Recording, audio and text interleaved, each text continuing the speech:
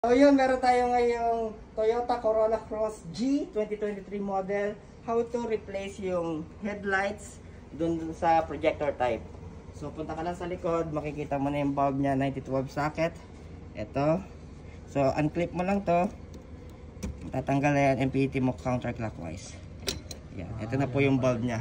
Ito yung napili ni sir sa Toyota Corolla Cross niya is 9012 socket, 40,000 lumens, R-bulbs, LED. So sa pasok, yan. So for alignment na lang, sa proper calibration, ayusin ko lang. Hirap na isang kamay. So yan, tapos natin kapitan yung Corolla Cross 2023 model. Naka R-bulbs, LED na siya.